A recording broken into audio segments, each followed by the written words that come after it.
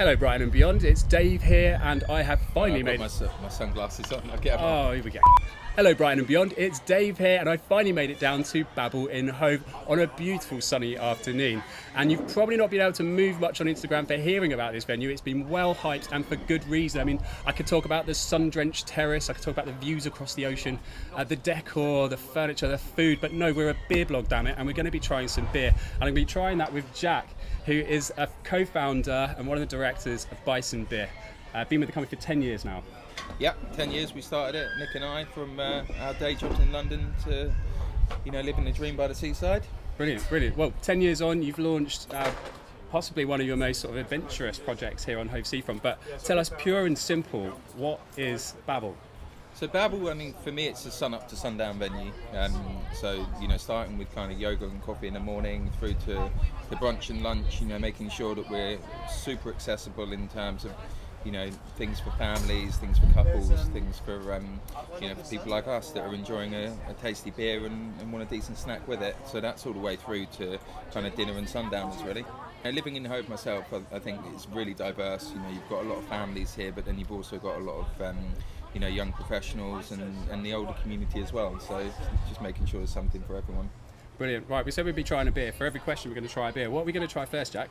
So we'll go in order of ABV. So first up is Verdant's People, Money, Space, Time. It's a table beer coming in at 3.8%. Okay, and you got this on the bar currently? Yeah, so all 4 beers that we'll try today are on pretty much permanently. Perfect. Right, let's give it a go. Cheers. Is this are you a fan of this one? You like this one? Fan of all beer. Except sour beers. I can't do sour beers. Which is... It's a beautifully smooth beer. There's hoppiness coming through, but you know what? Because it's like a table beer, it's like probably around 3.4, 3.5%, is it? 3.8, yeah. 3.8, okay, so pretty high for a table beer, but it's, wonderful smoothness to it. It's got good body, and there's lovely hoppiness coming through that. Very good, very thirst quenching on a hot day like this. So you're part of the Bison Beer family, and they're well known, different venues across town for having a really good craft beer selection. So why was it important that this venue also, given that it appeals to a much more wider demographic, was also appealing to beer connoisseurs?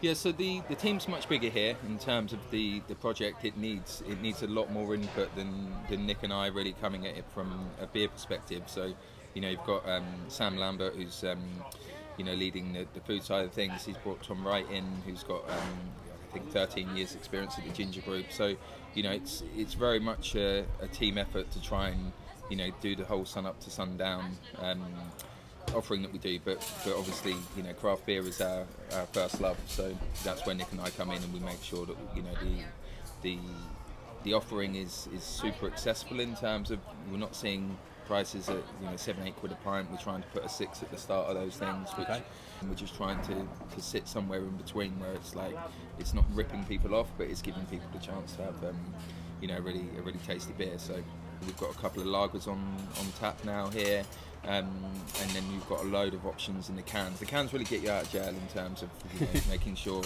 if somebody comes in, they want some random fermented sour beer or something, we can make sure that we're looking at that side of things. But here we've got 6 to 8 craft beers on rotation, and that's in addition to the course that we've got. What's beer number 2 on our list? So beer 2 is Hum from Beak. From Beak. Yeah, you probably know this one. Absolutely. Who doesn't?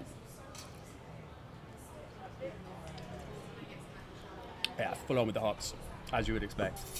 Yeah, it's a typical Beak beer, isn't it? Beautifully hazy, packed with flavour, and vibrant.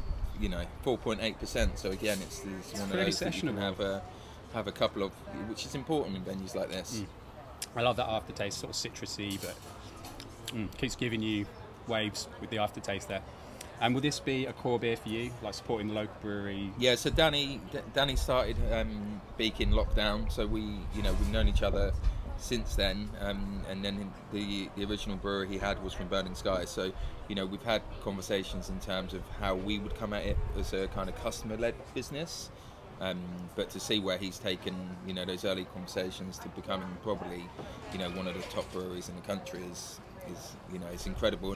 So Jack, Babble has probably been one of the most hyped bars or venues that I've seen launch well, that I can remember. Like it's just been storming social media. You're getting a lot of attraction, like bloggers coming down here, like people like me. So was that by fluke or by design? Well, a one-word answer is fluke for sure. Right. Okay. You know, there's no marketing agency, there's no creative design behind it. It's just, you know, a couple of you know, really hard-working and honest people, like trying to do an honest job, really. And I think, you know, what we've done here is we've opened in phases, and this is still, you know, some sort of soft launch where we're in now, even though we do have, you know, toilets and kitchens and things like that. It helps have a toilet.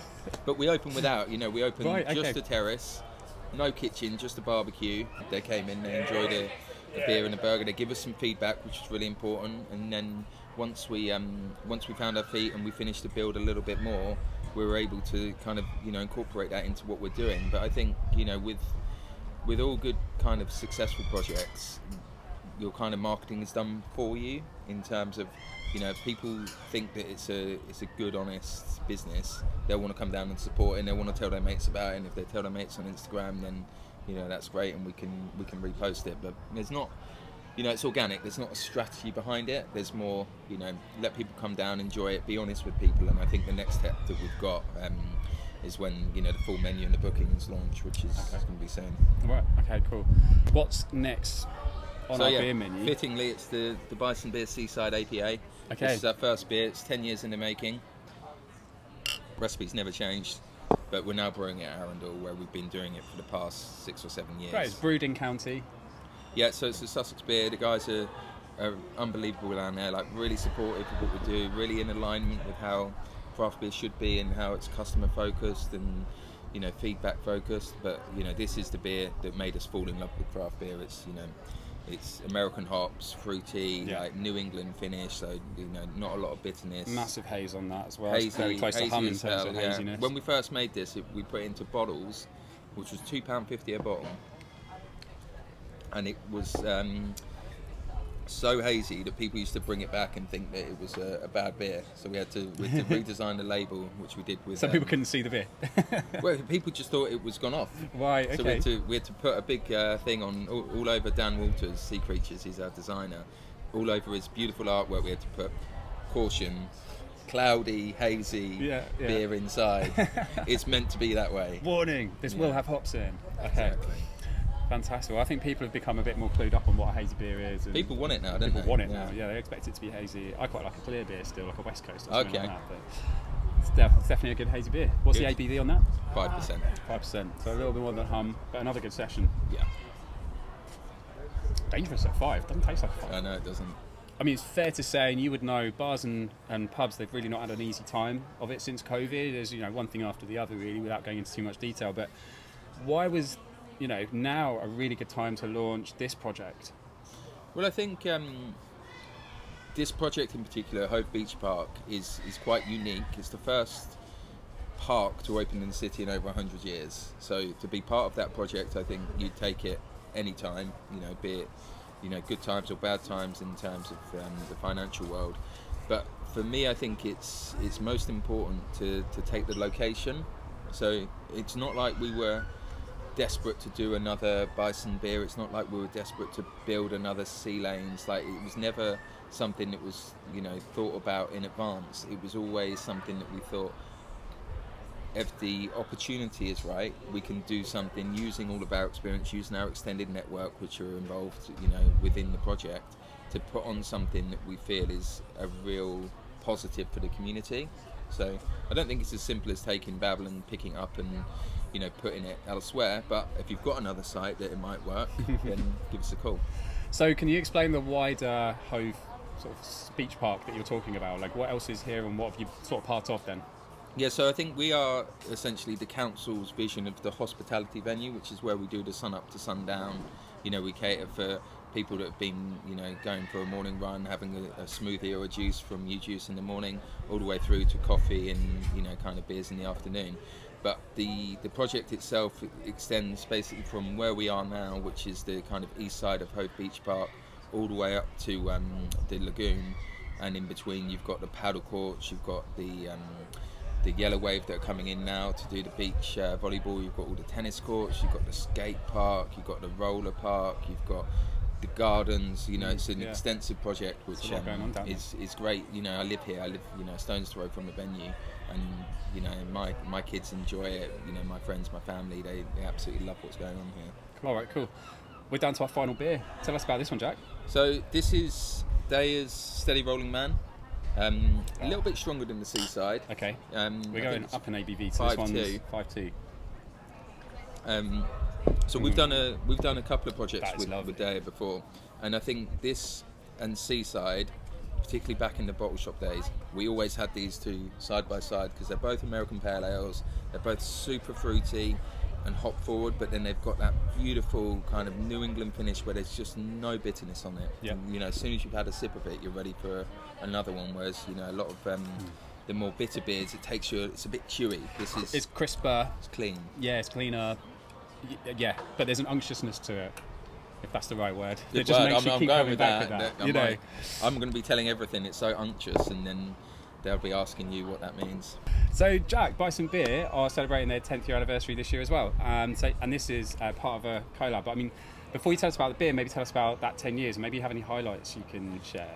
Yeah, well, I think we always do something at the end of each year. So this collab was inspired by one we did with Beak a couple of years ago, and I think it's really good, like particularly within the industry, because you're so kind of focused on customers and what they think of the beer. It's a really good opportunity to go and speak to, you know, people that you hold in high esteem and, you know, provided inspiration, and hang out, basically get a chance. You can brew a beer, share some stories. And I think the Deya thing was huge for us, because Steady Rolling Man and Seaside were always our two favourite beers personally. When Nick and I started, it was two of us in a bottle shop, and you know, we were just so excited to be able to try new beers and have access to fridgefuls of amazing beers. But Steady Rolling Man and Seaside were our two go-tos.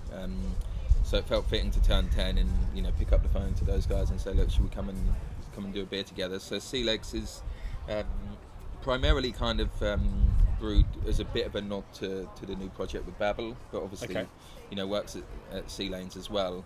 It's pale ale at 5.5. Is it more of a very hazy, or is it more of a clear? Yeah, so super hazy. It's basically taken the Seaside and the Steady and morphing them into a bit of a super beer. Okay. And then the Sea Legs is, I think it was Nick's idea, but it's something to do with like finding your sea legs after you know, getting aboard a new ship, if that's got some nautical theme because you're by the sea. Yeah, exactly. And then the guys took the artwork that we've always had and made it their own. So this is, you know, their crocodile, which people will know and love, and the bison. It's the first time it's been on a rowing boat together at last. Yeah, it's something to do with what was it?